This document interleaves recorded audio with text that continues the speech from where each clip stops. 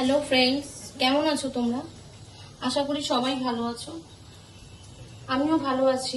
কয়দিন তোমাদের আমি কোনো রান্নার রেসিপি দিতে পারিনি। আজকে আমি রান্না করছি মাটন কষা, যার জন্য আমি এখানে 450 মাটন এনেছি। এবার এটাকে আমি ম্যারিনেট করব। ম্যারিনেট করে মেখে একেবারে আমি প্রেসার কুকারে মাংসটা পুরো কমপ্লিট করব। দেখতে থাকো তোমরা।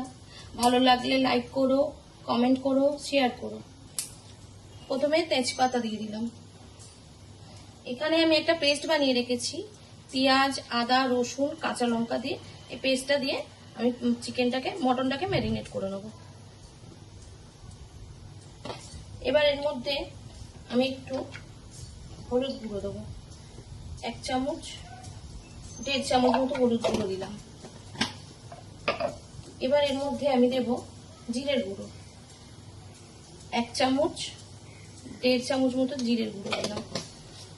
এবার ঝালের জন্য আমি দেব লঙ্কার গুঁড়ো 1 চামচ। যেহেতু কাঁচা লঙ্কা দেওয়া আছে, তার জন্য বেশি লঙ্কার গুঁড়ো আমি দেবো না, 1 চামচ মতো লঙ্কার গুঁড়ো দিলাম। এবার স্বাদ অনুযায়ী আমি এতে দেব নুন। আমি 1 চামচ নুন দিলাম, লাগলে আবার পরে দেব। আর একটুখানি চিনি দিলাম, চিনি। এগুলো সব আমি একসঙ্গে ম্যারিনেট করব। আর দেবো একটু সর্ষের তেল।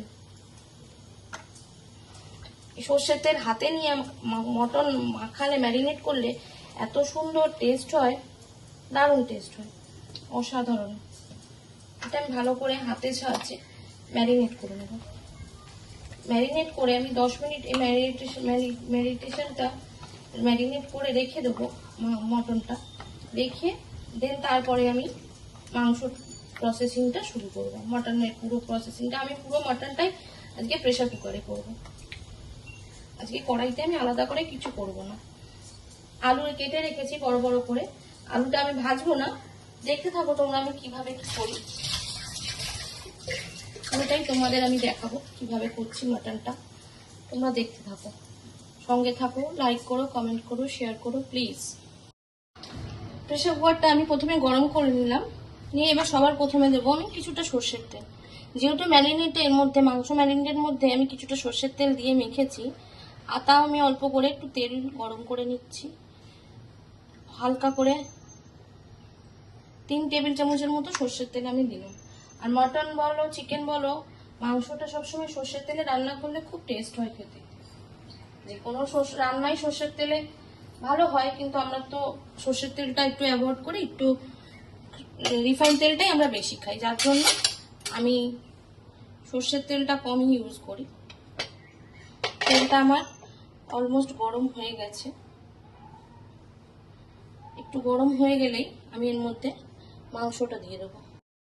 তেলটা আমার গরম হয়ে গেছে। এবার এই মটনটা, আমি ম্যারিনেট করা মটনটা আমি দিয়ে দেবো প্রেসার কুকারে। আমি কিন্তু এক্সট্রা করে কোনো পেঁয়াজ বা কোনো মশলাই আলাদা করে আমি দিইনি। যা মশলা আমি করেছিলাম সব এই ম্যারিনেট করে মাংসটার মধ্যে একবারে আমি প্রেসার কুকারে দিয়ে দিচ্ছি। আমি আলাদা করে কিন্তু কোনো মশলা করিনি, পেঁয়াজ কিছুই দিইনি, যা দিয়েছি সব এর মধ্যে।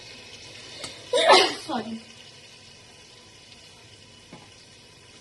বাটিটার মধ্যে একটু মশলা লেগেছিল, এটাকে ভালো করে ধুয়ে এর মধ্যে দিয়ে দিলাম। দিয়ে দিলে এটা আমি ভালো করে কষাবো।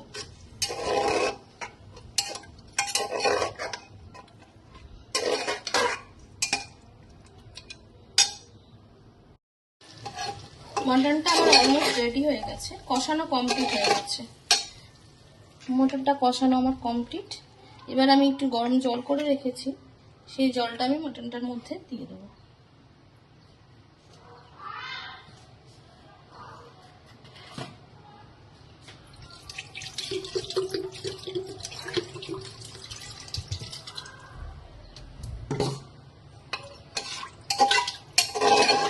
এবার এটার মধ্যে আমি কিছু আলু কেটে রেখেছি, সেই আলুটা দেব।